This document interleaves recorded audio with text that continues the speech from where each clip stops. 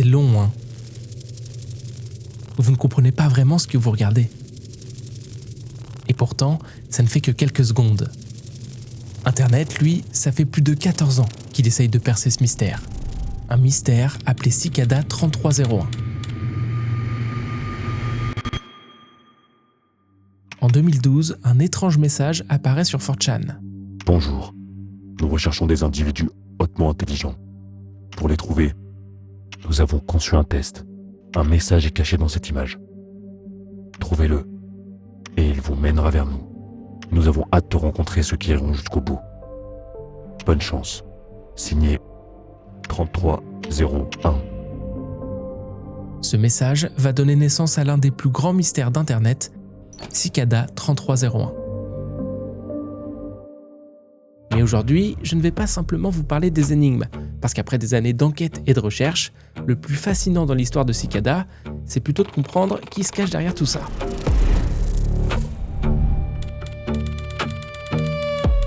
Le 5 janvier 2012, un étrange message apparaît sur 4chan, avec très peu d'informations, juste quelques lignes blanches sur un fond noir, qui expliquent chercher des personnes hautement intelligentes. Et à l'époque, 4chan est déjà connu comme l'un des endroits les plus chaotiques d'Internet. C'est un immense image board anonyme, un forum où des millions d'utilisateurs postent des messages et des images, souvent sans pseudo, sans identité, et avec une modération quasi inexistante. C'est là que naissent certains des plus gros mèmes, mais aussi des trolls, des fakes, des canulars, et parfois des histoires beaucoup plus sombres. Chaque jour, des milliers de messages absurdes y sont postés, puis disparaissent presque immédiatement. Alors forcément, quand ce mystérieux post apparaît, la majorité des gens pensent d'abord à un troll, à une blague de plus, à un ARG, comme il en existe des centaines là-bas. Mais très vite, certains commencent à creuser. Comme souvent sur 4chan, des internautes téléchargent l'image pour l'analyser. Certains jouent avec les contrastes sur Photoshop, d'autres fouillent les métadonnées, mais rien. Puis quelqu'un a une idée, ouvrir directement l'image dans un éditeur de texte. Et là, au milieu du chaos incompréhensible du fichier, apparaît une ligne très étrange, avec écrit « Tiberius Claudius Caesar says », suivi d'une suite de caractères totalement incompréhensibles. Bien sûr, beaucoup de personnes passent à côté de ce détail, mais parmi les premiers à s'y intéresser, on retrouve un certain Joel Eriksson, un chercheur suédois spécialisé dans la cybersécurité. Il comprend rapidement que cette référence à César n'est probablement pas là par hasard. Le nom Tiberius Claudius Caesar lui fait immédiatement penser au chiffrement de César, l'une des plus anciennes méthodes de cryptographie connues. Le principe est très simple, décaler les lettres d'un texte dans l'alphabet selon un certain nombre. Par exemple, avec un décalage de 2, A devient C, B devient D, et ainsi de suite. Mais il reste un problème, de combien faut-il décaler les lettres ? Parce que pour réussir à décoder un message avec le chiffrement de César, il nous faut cette information, il nous faut le chiffre. Et c'est là qu'un nouveau détail attire l'attention. Tiberius Claudius Caesar était le nom complet de l'empereur Claude, le 4e empereur romain. Les internautes testent alors un décalage de 4 avec le chiffrement de César, et cette fois, le message devient lisible. Une URL apparaît. Cette URL est un lien Imgur, un site très populaire à l'époque, permettant de partager des images anonymement. Et à partir de cet instant, tout change. Parce que, pour la première fois, Internet comprend que ce message est réel. Quelqu'un a volontairement caché une énigme dans cette image, et surtout, ça veut dire que quelqu'un attend que des gens réussissent à la résoudre. Des internautes commencent alors à collaborer, des forums se créent, des gens passent des nuits entières à tester des théories, parce qu'une idée commence à obséder tout le monde. Si cette première énigme est réelle, alors il y a forcément une suite. Mais juste avant de continuer cette histoire, il faut que je vous montre un truc, regardez. Ouais, pas mal le nouveau bureau. Cette vidéo est sponsorisée par FlexiSpot, une marque spécialisée dans les setups de bureaux ergonomiques, et depuis quelques jours, j'utilise leur bureau E7 Pro. J'avais jamais vraiment utilisé de bureau comme ça qui se règle en hauteur, mais honnêtement, le fait de pouvoir alterner entre assis et debout, c'est très agréable à utiliser. Il monte et descend automatiquement avec un système de double moteur, donc c'est super fluide et très silencieux. Vous pouvez même enregistrer plusieurs positions directement sur l'écran tactile, par exemple une position assise, une position debout, et le bureau revient exactement à la bonne hauteur. À savoir aussi que leurs bureaux sont ultra solides, même avec un gros setup, écran, micro, périphérique, rien ne bouge. Mais ils ont aussi pensé aux petits détails. Gestion des câbles sous le bureau, port USB intégré pour charger son téléphone, système anti-collision si quelque chose bloque pendant la descente, et surtout, même visuellement, il est très cool. Le design est minimaliste, avec une structure en acier disponible en plusieurs couleurs et différentes options de plateaux haut de gamme. Moi, dans mon studio, j'ai actuellement la version tout en noir, mais on utilise aussi des bureaux FlexiSpot dans nos locaux, et là, on est parti sur un plateau en bois très stylé. En ce moment, c'est le Brandmont chez FlexiSpot, donc ils font pas mal d'offres durant le mois. Jusqu'au 31 mai, le E7 Pro peut aller jusqu'à moins 34% avec des réductions limitées, donc soyez rapides. Si ça vous intéresse, je vous mets tous les liens en description. Merci encore à FlexiSpot pour cette collaboration, et nous, on revient sur Cicada. Parce qu'à partir de ce moment-là, les internautes viennent de comprendre quelque chose de très important. Ce mystérieux message posté sur 4chan n'est pas un troll. Et surtout, ce n'est probablement que le début.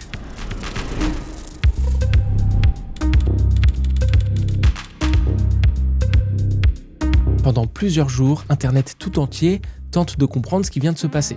Parce que maintenant, une chose est sûre, ce fameux message posté sur 4chan n'est pas un troll. En ouvrant l'URL Imgur, on tombe sur l'image d'un canard, accompagné d'un message. Oups, seulement des leurres par ici. On dirait que vous ne savez pas comment extraire le message. Ah, bizarre. À première vue, on pourrait croire que les joueurs sont tombés sur une fausse piste. Mais en réalité, dans la phrase anglaise, deux mots attirent rapidement l'attention. Guess et out. Mis ensemble et dans le bon ordre, cela donne outguess. Très vite, certains internautes font donc un lien avec le programme Outguess, un outil permettant de cacher un message dans une image sans que l'image ait l'air modifiée.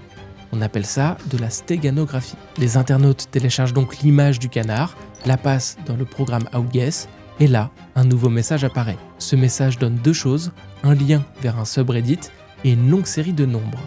Et après quelques recherches, certaines personnes comprennent que cette série de nombres est en fait un book cipher.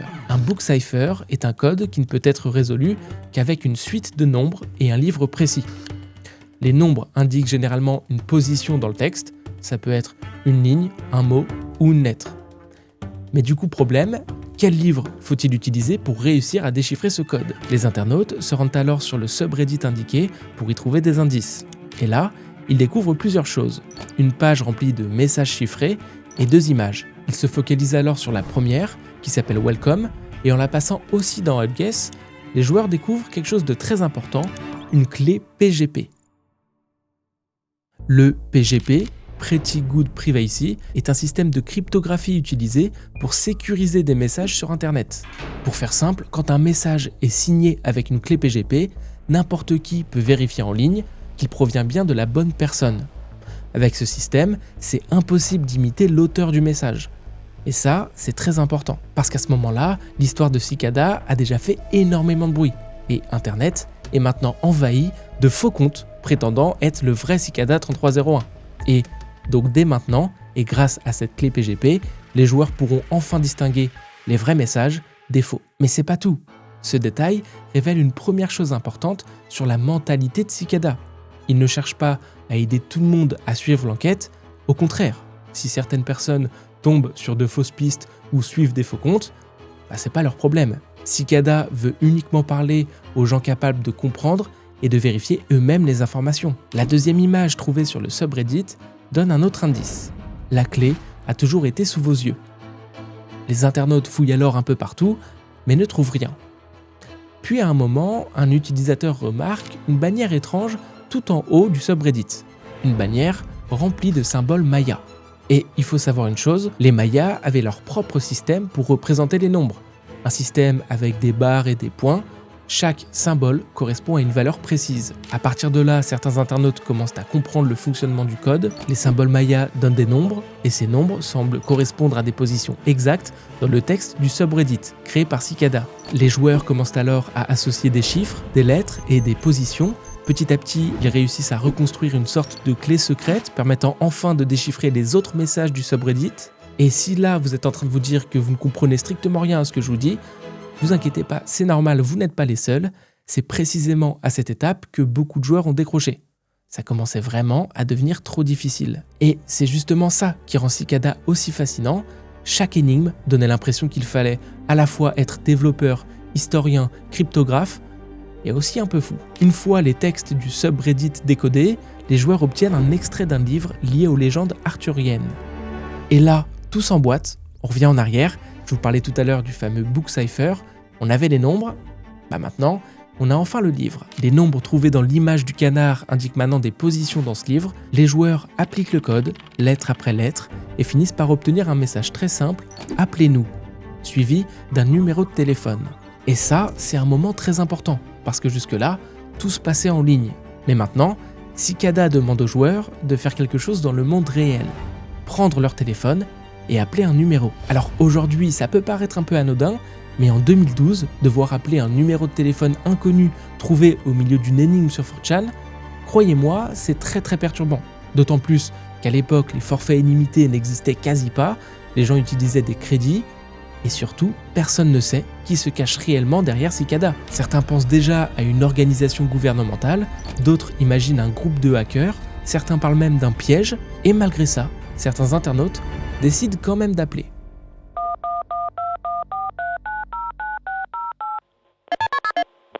Very good.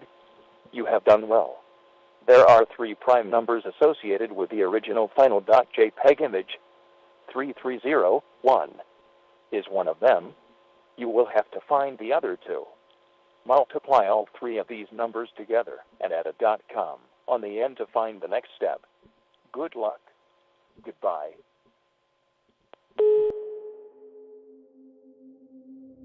Ce que vous venez d'entendre, c'est le message préenregistré sur lequel on tombait à l'époque quand on composait le numéro de téléphone. La voix explique qu'il existe 3 nombres premiers associés à la première image et que pour avancer, il faut les multiplier ensemble et ajouter .com à la fin. Le premier nombre est évidemment trouvé très rapidement, 3301, mais pour les 2 autres, c'est beaucoup plus compliqué. Les joueurs se creusent complètement la tête, ils fouillent dans les métadonnées du fichier, sur le texte, les pixels, etc.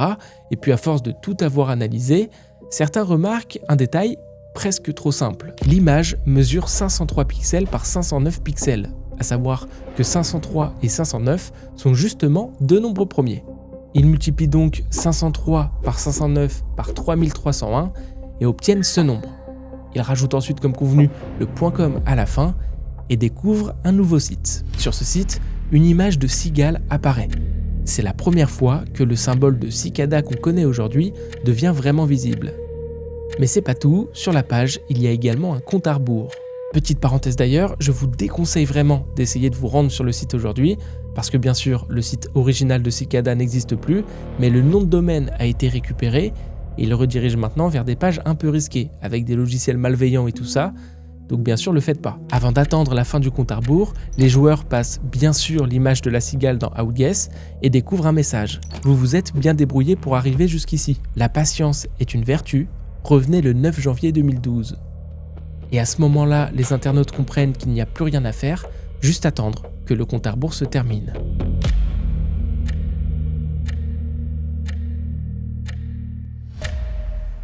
Comme prévu, le 9 janvier 2012, le compte à rebours arrive à 0. Et sur le site, une liste de coordonnées GPS apparaît. Des coordonnées réparties dans plusieurs pays et dans plusieurs villes. Paris, Varsovie, Miami, Seattle, Sydney, Séoul, Hawaï. Et là, tout bascule, puisque pour la première fois, Cicada casse la frontière de l'écran pour se poursuivre dans le monde réel. Plusieurs internautes se rendent aux coordonnées GPS et découvrent des affiches collées un peu partout. On the bike shelter over here. So I got it right there. Oh. It was taped. You can see the corners. As you say, I just kind of ripped it off. Sur des poteaux, des panneaux, des lampadaires, tout affiche le symbole de la cigale accompagné d'un QR code. Quand les joueurs scannent ces QR codes, ils sont redirigés vers de nouvelles images hébergées en ligne. Et à ce stade, tout le monde a à peu près compris le principe de Cicada. À chaque fois qu'on obtient une nouvelle image, il faut la passer dans Outguess pour voir si un message est caché à l'intérieur.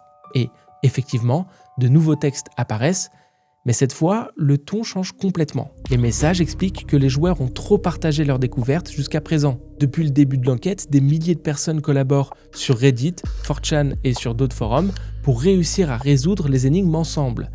Mais Cicada semble considérer ça comme un problème. Le message dit « We want the best, not the followers ». Donc, nous voulons les meilleurs, pas les suiveurs. Et ce détail est extrêmement important, puisqu'à partir de maintenant, Cicada commence à décourager ouvertement la collaboration. L'objectif n'est plus seulement d'avancer dans les puzzles, ils veulent identifier des individus capables de travailler seuls, de garder des secrets et d'avancer sans dépendre des autres. Bref, Ils veulent l'élite. Les nouveaux messages cachés contiennent encore une fois une grande liste de nombres impossibles à comprendre.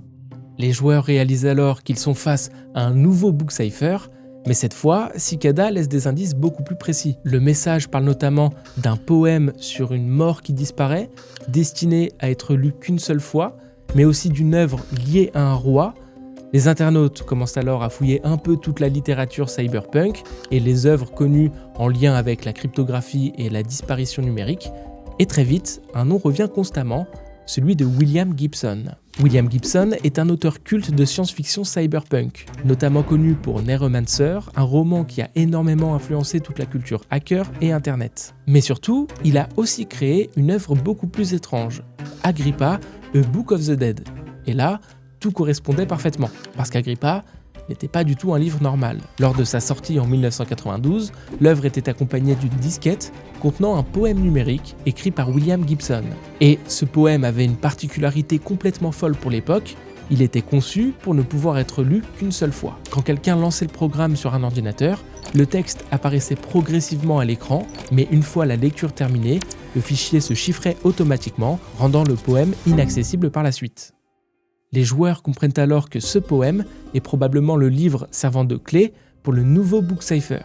Et donc, une fois le code appliqué à ce poème, ils obtiennent enfin la suite de l'énigme. Mais cette fois, ils obtiennent ni un numéro de téléphone, ni une image.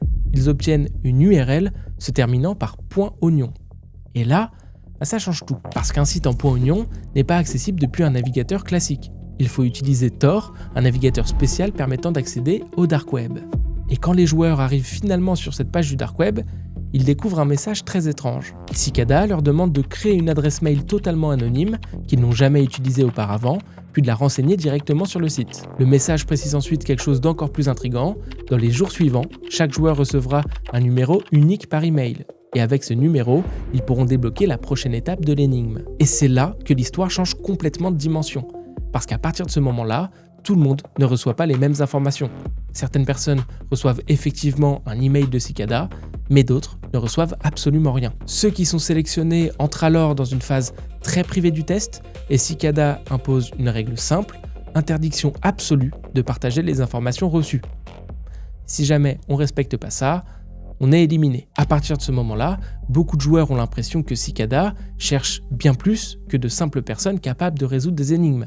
L'enquête ressemble de moins en moins à un ARG et de plus en plus à une véritable sélection. Puis, après environ un mois de silence, un nouveau message apparaît sur 4chan. Nous avons trouvé les individus que nous cherchions.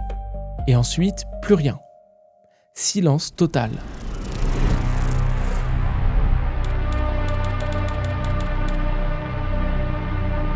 Vous imaginez, ça fait des jours, des semaines que des milliers de personnes passent leur nuit à analyser des images, déchiffrer des codes, fouiller Internet tout entier pour essayer de comprendre ce qu'est Cicada. Et puis, du jour au lendemain, tout s'arrête. Plus de messages, plus d'indices, plus de réponses. Et c'était ça le plus perturbant. Parce que si Cicada n'était qu'un ARG, si ce n'était qu'un jeu créé pour divertir Internet, alors pourquoi arrêter maintenant ?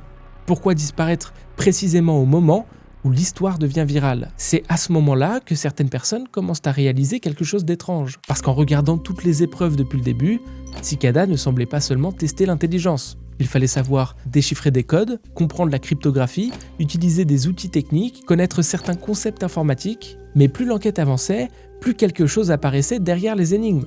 Depuis le début, Cicada récompense surtout certains comportements très précis. La discrétion, l'autonomie, le secret, la patience, et aussi la capacité à avancer seul. Les joueurs qui collaborent trop sont découragés, ceux qui partagent leurs informations sont exclus, et les personnes incapables de vérifier elles-mêmes les signatures PGP tombent sur de faux indices. Même le passage sur le dark web n'est pas anodin. Utiliser Tor, créer une email anonyme, chiffrer ses messages, c'est très spécifique, et tout le monde ne sait pas faire ça. Et forcément, maintenant que les énigmes sont arrêtées, les internautes ne sont plus occupés à chercher les prochaines étapes. Alors, les questions changent, et ils commencent à regarder différemment ce qu'ils viennent de vivre.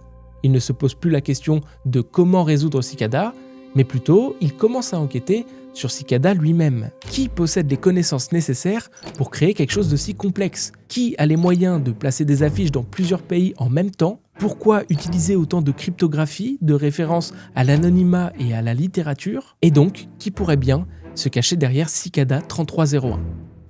À partir de là, Internet entier commence à élaborer des théories.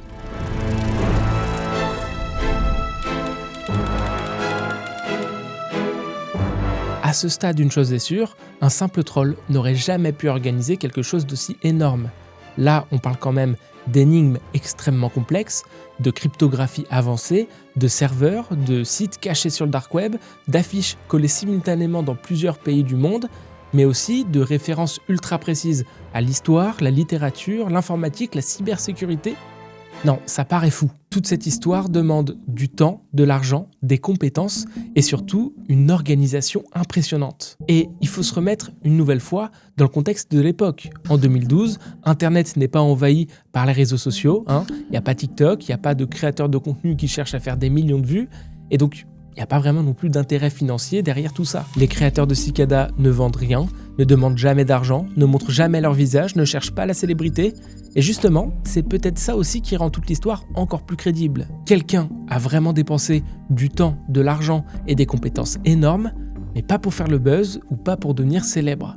Donc ça veut forcément dire qu'il y a un objectif derrière. Et très vite, une première théorie commence à dominer Internet. Et si Cicada 3301 était lié aux cypherpunks. Les cypherpunks, c'est un mouvement né dans les années 80-90 autour d'une idée simple, la vie privée sur Internet doit être protégée à tout prix.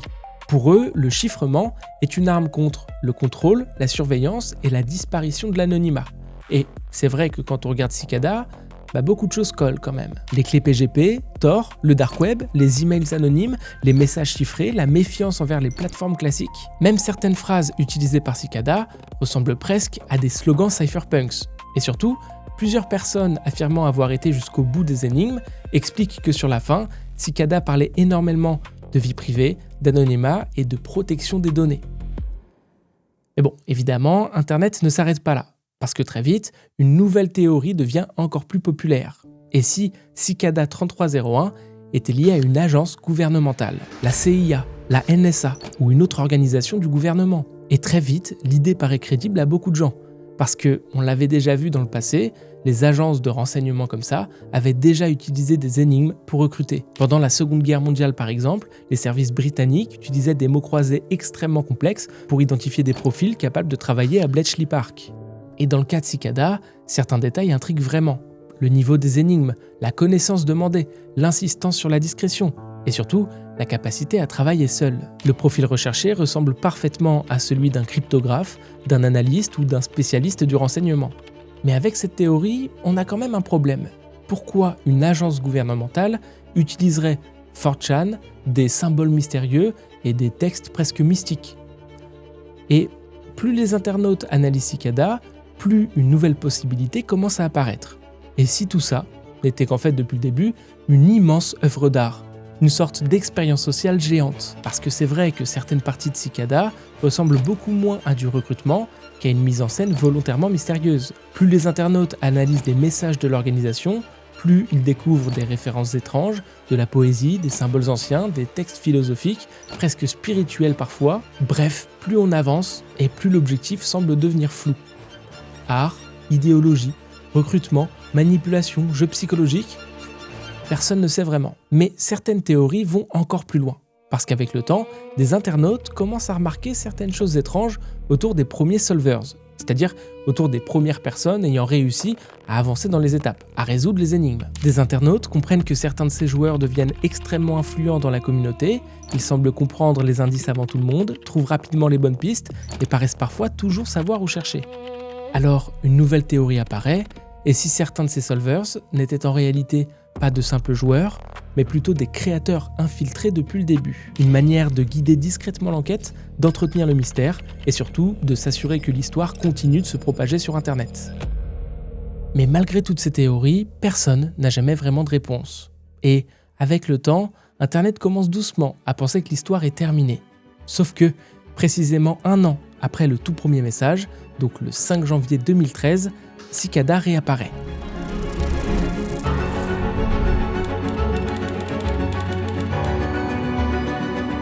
Le 5 janvier 2013, soit exactement un an après le tout premier message, un nouveau post apparaît sur 4chan. Même fond noir, même ton mystérieux, même phrase d'introduction et surtout, la signature PGP est valide. Autrement dit, ce n'est pas une copie, ce n'est pas un fake, Cicada 3301 est réellement de retour. Immédiatement, Internet replonge dans l'obsession.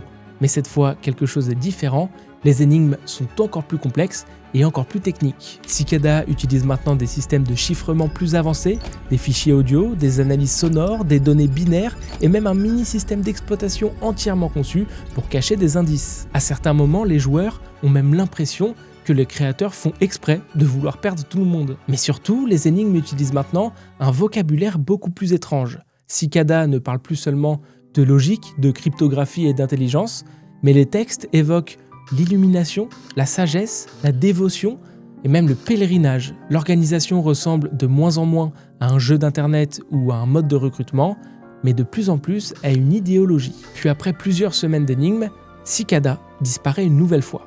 Sauf que, contrairement à 2012, là, on n'a presque aucune véritable conclusion publique. Certains joueurs affirment encore avoir atteint les dernières étapes, d'autres parlent d'échanges privés, de forums cachés ou même d'invitations mystérieuses, mais pour l'immense majorité d'Internet, l'histoire s'arrête une nouvelle fois, sans véritable réponse. Mais malgré ça, quelque chose a quand même changé. Maintenant, les internautes attendent, puisqu'ils ont une date presque symbolique, le 5 janvier, le jour où tout avait commencé, et désormais, le jour où Cicada semble revenir. Alors, quand le 5 janvier 2014 arrive, des milliers de personnes regardent Reddit, 4chan et tous les comptes liés à Cicada, et effectivement, un nouveau message apparaît. Mais cette fois, quelque chose d'encore plus étrange commence à émerger. Au fil des énigmes de 2014, les joueurs continuent toujours de résoudre des images cachées, des fichiers audio et des messages chiffrés avec des codes toujours plus complexes, puis, à plusieurs reprises, certaines solutions ne mènent plus à de nouvelles instructions, mais plutôt à des pages remplies de symboles incompréhensibles. Au début, personne ne comprend réellement ce que c'est, mais les pages semblent toutes liées entre elles. Même mise en page, même écriture étrange, même symbole et même ton mystérieux. Petit à petit, les internautes réalisent alors qu'ils ne découvrent pas des indices séparés, mais les fragments d'un seul et même ouvrage. Un livre que Cicada appelle le Liber Primus, donc le premier livre en latin. Et très vite, ce livre devient probablement la partie la plus mystérieuse de toute l'histoire de Cicada 3301. Contrairement aux anciennes énigmes, le Liber Primus ne ressemble pas à un simple puzzle, avec une solution claire à trouver. Le livre est composé de dizaines de pages remplies de runes, de textes codés, de suites de caractères incompréhensibles, de schémas, de références philosophiques et de messages parfois presque poétiques. Certaines pages ont bien sûr été déchiffrées au fil des années, mais le problème, c'est qu'aujourd'hui encore, une immense partie du livre reste incompréhensible. Et ça, c'est quand même fou, puisque Internet entier s'est penché sur ce livre. Des développeurs, des cryptographes, des mathématiciens, des passionnés de cybersécurité. Pendant des années, des communautés entières ont essayé de comprendre la logique du Liber Primus, sans succès. Et honnêtement, même aujourd'hui, personne ne sait réellement ce qu'est ce livre. Un code, une œuvre artistique, un test ou quelque chose d'encore différent. D'ailleurs, j'ai moi-même acheté une version imprimée du Liber Primus pour essayer de le comprendre un petit peu, essayer de voir si je pouvais analyser à l'intérieur, etc. Mais pour être honnête avec vous, j'ai rien capté. Et c'est très frustrant parce qu'en le feuilletant, on sent immédiatement qu'il y a une logique derrière tout ça, que chaque symbole, chaque page et chaque phrase ont été pensés pour mener quelque part. On capte tout de suite que ce livre est un immense puzzle avec une finalité, mais impossible de la comprendre. Après 2014, Cicada publie encore quelques messages, en 2015, en 2016 et un dernier connu en 2017, mais tous ces messages tournaient encore une fois autour du Liber Primus. C'est un peu comme s'il voulait nous faire comprendre que la clé finale de toute cette histoire se trouvait quelque part là-dedans. Tant que le mystère du Liber Primus ne sera pas percé, Cicada 3301 restera probablement l'un des plus grands mystères de l'histoire d'Internet. Puis petit à petit, les communautés s'essoufflent. Pas parce qu'elles perdent de l'intérêt avec cette histoire, mais plutôt parce que les niveaux deviennent impossibles. Encore aujourd'hui, certaines personnes continuent d'analyser le Liber Primus, page après page, symbole après symbole, sans jamais réussir à le résoudre entièrement. Et c'est probablement ça le plus fou dans cette histoire. Parce que normalement, Internet y arrive toujours.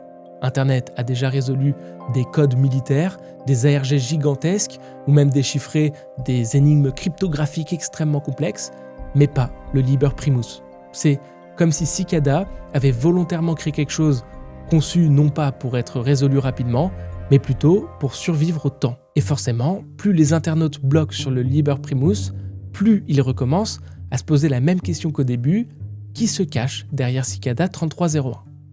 Parce qu'après des années d'analyse, de théories et d'énigmes irrésolues, certains commencent à remarquer quelque chose d'étrange. Plusieurs personnes affirmant avoir atteint les dernières étapes des énigmes deviennent soudainement très discrètes sur Internet. Certains arrêtent complètement d'y participer, d'autres disparaissent même des forums liés à Cicada 3301, et donc forcément, ce silence intrigue beaucoup de monde. Et parmi les rares personnes qui affirment avoir vu ce qu'il y avait après les énigmes, un nom revient très souvent, celui de Marcus Wanner. Marcus affirme avoir atteint les dernières étapes de l'énigme et avoir eu accès à un espace privé, une sorte de forum caché où les gagnants pouvaient échanger avec des représentants de Cicada. Selon son témoignage, l'objectif n'était plus vraiment de résoudre des puzzles, mais plutôt de travailler sur des projets liés à la vie privée, à la cryptographie et à la liberté de l'information. Alors évidemment, comme énormément de choses dans l'histoire de Cicada, ces propos n'ont jamais pu être vérifiés à 100%, impossible de savoir précisément ce qui est vrai, exagéré ou complètement faux. Mais ce qui intrigue aussi beaucoup dans cette histoire,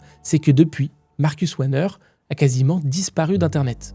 Il est très compliqué de le retrouver en ligne et il ne parle quasiment plus de cette période de sa vie. J'ai personnellement mené ma petite enquête de mon côté et je pense avoir réussi à trouver son LinkedIn personnel. Ça a été un peu compliqué puisqu'il a bien changé physiquement depuis la dernière fois, les premières photos qu'on avait de lui. Il s'est rasé la barbe, changé de coupe de cheveux, etc. Je lui ai envoyé un petit message pour essayer de rentrer en contact avec lui. Mais bon, au moment où je tourne cette vidéo, il n'a jamais répondu. Alors, avec ce genre de témoignage, une nouvelle théorie commence à apparaître. Et si Cicada n'était plus exactement le même groupe qu'au début? Et si les gagnants des énigmes de 2012 étaient devenus les nouveaux Cicada, comme une sorte de transmission secrète? Comme si le véritable objectif depuis le début n'était pas de recruter simplement des personnes intelligentes, mais plutôt de recruter les futurs créateurs des énigmes. Les joueurs seraient alors devenus les nouveaux recruteurs.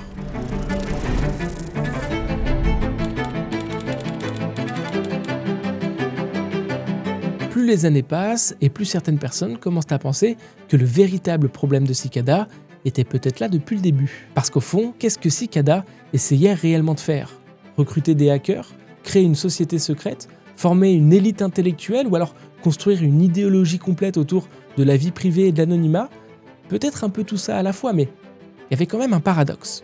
Un paradoxe parce que les gens qui étaient intéressés par Cicada ne semblaient pas être ceux que Cicada recherchait au début. Dès le départ, l'organisation donne l'impression de chercher des individus disciplinés, capables de travailler seuls, de garder des secrets, de défendre certaines idées et peut-être même de construire quelque chose sur le long terme. Sauf qu'en réalité, la majorité des gens étaient surtout fascinés par les énigmes. Les joueurs voulaient juste résoudre des puzzles, comprendre des codes, arriver avant les autres, mais pas forcément rejoindre une idéologie. Ils ne voulaient pas défendre toute leur vie la cryptographie ou l'anonymat sur Internet. Et quelque part, c'est peut-être aussi ça le problème. Cicada n'avait probablement pas pour objectif d'être un phénomène suivi par des milliers de personnes. Ils voulaient juste, sélectionner quelques profils très précis et pas créer une immense communauté Internet obsédée par les énigmes. Au fil du temps, les communautés autour des énigmes deviennent de plus en plus compétitives, l'ego prend énormément de place, certains veulent garder les informations que pour eux, d'autres veulent être impérativement les premiers à comprendre telle ou telle chose, il y a même les premières accusations de fake, de manipulation et de triche. Bref, plus on avance dans les énigmes, plus l'ambiance commence à être dérangeante. Cicada voulait créer une élite intellectuelle autour d'une vision, mais elle a surtout attiré des gens obsédés par le fait de gagner, pas forcément des militants, mais des compétiteurs. Et c'est aussi peut-être pour ça que le projet semble s'essouffler un peu avec le temps, pas parce que les énigmes sont au final trop complexes, mais parce que les personnes attirées par Cicada ne sont pas celles que Cicada visait au départ.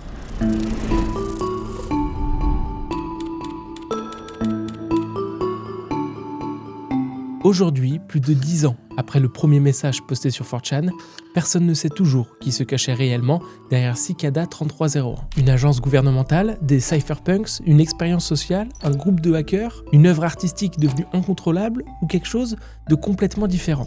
Et au fond, c'est peut-être justement pour ça que cette histoire continue autant de fasciner Internet, parce que Cicada n'a toujours pas de point final. Mais après avoir passé des journées entières à analyser cette histoire, j'ai fini par développer une hypothèse personnelle. Alors bien sûr, ce n'est pas une théorie officielle, c'est vraiment mon hypothèse. Plus j'étudie Cicada 3301, et plus j'ai l'impression que l'organisation partage énormément de points communs avec un autre phénomène né aussi sur internet mais quelques années plus tôt, Anonymous. Contrairement à ce que beaucoup pensent, Anonymous à la base, ce n'est pas une organisation classique avec un chef, des membres officiels ou une structure précise, c'est plutôt une sorte de mouvement né sur internet, notamment sur 4chan, autour de l'anonymat, de la culture hacker, des piratages informatiques, de la contestation et de l'idée que n'importe qui peut faire partie du collectif. Et plus on replace tout ça dans le contexte de 2012, plus le parallèle devient troublant. Parce qu'à cette époque-là, Anonymous est partout sur internet. Entre les opérations de piratage, les vidéos devenues virales, les attaques contre certaines organisations ou gouvernements, Anonymous est probablement devenu l'un des plus grands symboles du hacking et de l'anonymat sur internet. Et donc, plus j'analyse Cicada, plus certains détails commencent vraiment à attirer l'attention. Déjà, ni Anonymous ni Cicada ne semblent avoir cherché la célébrité, l'argent ou même la reconnaissance individuelle. Dans les deux cas, les individus disparaissent derrière une identité collective. Le masque devenu célèbre avec Anonymous n'est pas l'identité d'une personne, mais au contraire l'absence d'identité. Ensuite, les deux apparaissent sur 4chan. Les deux naissent dans exactement la même culture internet, celle des forums anonymes, des image boards, des communautés hackers et des espaces où l'identité réelle n'a presque aucune importance. Les deux utilisent l'anonymat, la cryptographie, le dark web, des compétences techniques extrêmement avancées, mais aussi des références à la liberté et à la surveillance. Anonymous et Cicada reposent aussi énormément sur un symbole, d'un côté le masque de Guy Fawkes et de l'autre la cigale, des symboles immédiatement reconnaissables, mais derrière lesquels n'importe qui pourrait théoriquement se cacher. Mais il y a aussi un autre parallèle que je trouve particulièrement intéressant. Avec le temps, Anonymous a attiré énormément de monde sur internet. Le problème, c'est que beaucoup de personnes ont commencé à utiliser le nom Anonymous pour faire n'importe quoi. Hacker des petits sites, troller, poster des messages absurdes ou juste pour se donner une image de hacker. Du coup, plusieurs personnes liées au vrai mouvement Anonymous expliquaient alors ne plus vouloir être associées à tous ses suiveurs. Et donc, est-ce que Cicada n'aurait pas justement été le moyen parfait pour s'en débarrasser? Sachant que, je vous le rappelle, pendant les énigmes, Cicada disait pratiquement la même chose. Nous voulons les meilleurs, pas les suiveurs. Et ça, je trouve que c'est un parallèle énorme, parce que dans les deux cas, on retrouve exactement la même idée. On ne cherche pas des gens qui suivent un phénomène parce qu'il est très populaire, mais on cherche des gens sérieux, réellement compétents, et qui partagent les mêmes idéologies. Cette théorie avec les Anonymous pourrait aussi expliquer un autre détail très étrange de l'histoire. Les affiches Cicada placées simultanément dans plusieurs pays du monde. Anonymous est un mouvement international, décentralisé et composé de personnes réparties un peu partout dans le monde, et donc complètement capable d'organiser ce genre d'opération. Mais évidemment, terminer mon enquête en vous disant « c'était Anonymous depuis le début », ça ne me suffisait pas. Parce que, vous l'aurez compris, Anonymous est surtout un mouvement composé de plusieurs milliers de personnes différentes, et donc moi, je voulais quelque chose de beaucoup plus précis. Alors, en partant de cette piste Anonymous, qui selon moi était quand même la bonne, j'ai décidé de remonter un petit peu toute l'origine de l'anonymat, la vie privée, Internet, etc. Et à chaque fois, je retombais toujours sur le même groupe de personnes, les cypherpunks. Alors, je vous en ai parlé rapidement tout à l'heure, mais pour faire simple, le mouvement cypherpunk, c'est un mouvement d'activistes créé dans les années 90, notamment par 3 hommes importants, Eric Hughes, Timothy C. May et John Gilmore, avec une idée très simple, défendre la vie numérique. En faisant des recherches sur ces 3 personnes, j'ai vu qu'elles évoluaient toutes dans le même milieu, celui des hackers et des passionnés de cryptographie dans la baie de San Francisco, un endroit où se regroupaient des chercheurs, des développeurs et des personnes obsédées par la protection de la vie privée sur Internet. J'ai aussi appris que Timothy C. May venait d'Intel, que John Gilmore était extrêmement connecté au monde Unix et aux communautés hackers, et qu'Eric Hughes, lui, étudiait les mathématiques à l'université de Californie à Berkeley. En faisant ensuite des recherches un peu plus approfondies sur l'univers des cypherpunks, je suis tombé sur quelque chose d'encore plus étrange, une vieille mailing list datant du début des années 90. Une mailing list, qu'on appelle liste de diffusion en français, c'était un peu l'ancêtre de nos forums, ou de nos groupes Discord pour l'époque. Des développeurs, chercheurs ou hackers étaient tous inscrits à une même adresse mail. Et dès qu'une personne envoyait un message à cette adresse, tous les autres membres le recevaient automatiquement. C'était donc un système qui permettait de s'adresser à plusieurs personnes en même temps.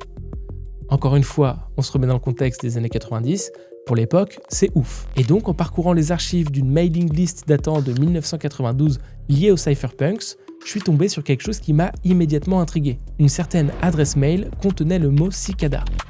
Ouais, je sais, c'est un peu étrange. Et pourtant, l'histoire ne s'arrête pas là. L'adresse mail complète était nobody@cicada.berkeley.edu. Ouais, donc vous avez peut-être remarqué le détail un peu perturbant. Le berkeley.edu signifie que cette adresse email était directement liée à l'Université de Californie à Berkeley. Et tiens, de quel cypherpunk on parlait tout à l'heure, qui fait justement partie de cette université ? Ouais, Eric Hughes. Je vous le rappelle, à cette époque, Eric Hughes étudiait précisément les mathématiques à Berkeley. Et là, plus je continue de fouiller les archives de cette mailing list, plus mon enquête commence à devenir étrange. Je tombe à un moment sur un échange datant de 1993, où l'on voit clairement un email envoyé par Eric Hughes lui-même, directement depuis son adresse universitaire à Berkeley. Dans ce message, il parle d'un système qu'il utilisait et développait à l'époque, les remailers anonymes. Alors aujourd'hui ça peut sembler banal, mais pour l'époque c'était révolutionnaire. Le principe était simple, quelqu'un envoyait un mail à une adresse spécifique, et cette adresse s'occupait de récupérer et de supprimer automatiquement toutes les informations permettant d'identifier l'expéditeur, avant de renvoyer le message. Autrement dit, avec ce système, il était possible d'envoyer des messages sur Internet de manière complètement anonyme. Et c'est justement là que le détail avec Cicada devient encore plus fou. L'adresse nobody@cicada.berkeley.edu était justement l'une des adresses qu'Eric Hughes utilisait pour mettre en place ce système de remailers anonymes. Encore une fois, je vous parle ici d'archives datant de 1992, soit 20 ans avant l'apparition de Cicada 3301 sur Internet. Mais c'est pas encore fini, parce qu'en analysant cet échange un peu plus attentivement, on voit aussi qu'Eric Hughes envoie son message à une autre adresse, cypherpunks@todd.com. Donc forcément, je commence à faire quelques recherches sur todd.com, et là, nouvelle coïncidence intéressante, todd.com était un nom de domaine directement possédé par John Gilmore. Et ouais, je vous le rappelle, John Gilmore est l'un des 3 grands noms du mouvement cypherpunk dont je vous parlais juste avant. Vous l'aurez compris, plus j'avance dans ces archives, et plus je retombe systématiquement sur les mêmes personnes. Eric Hughes, Timothy C. May et John Gilmore.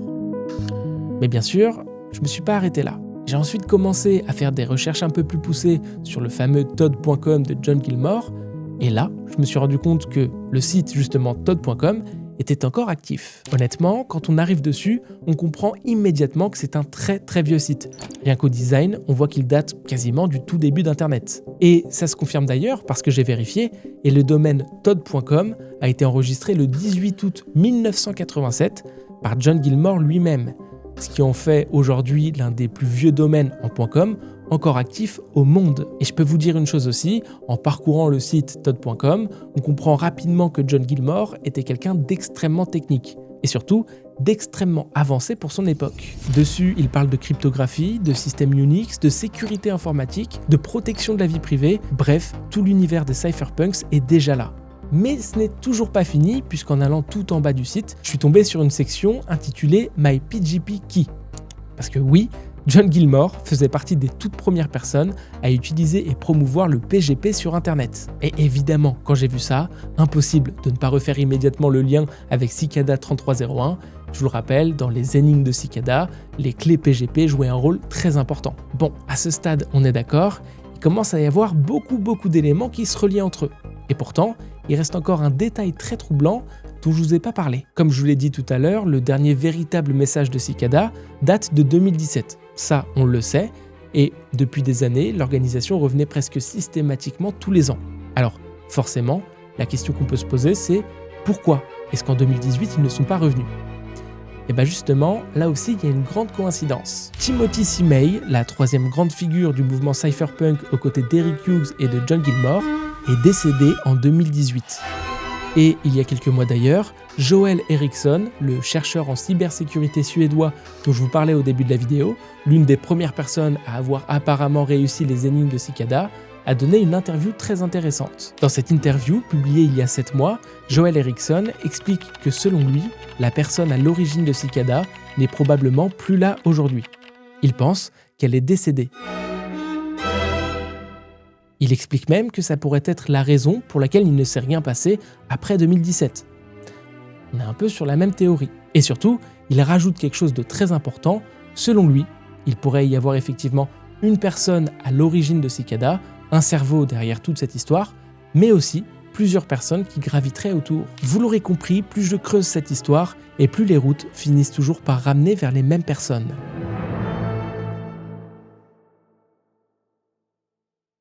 Durant mon enquête, j'ai essayé d'entrer en contact avec Joel Eriksson. J'ai réussi à retrouver son compte Twitter et je lui ai envoyé un petit message pour lui poser quelques questions sur Cicada, mais lui non plus ne m'a jamais répondu. Voilà, vous avez maintenant mon hypothèse sur qui se cache derrière Cicada 3301. Alors évidemment, après, peut-être que tout est faux, hein.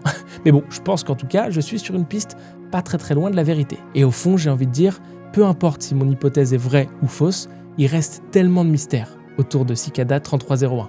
Et je crois que c'est ça justement le plus fascinant. Aujourd'hui, le Liber Primus n'a toujours pas été entièrement résolu, les créateurs de Cicada n'ont jamais officiellement été identifiés, et personne ne sait réellement si l'organisation a disparu ou si elle attend simplement le bon moment pour réapparaître. Merci à tous d'avoir regardé cette vidéo, j'espère vraiment qu'elle vous aura plu.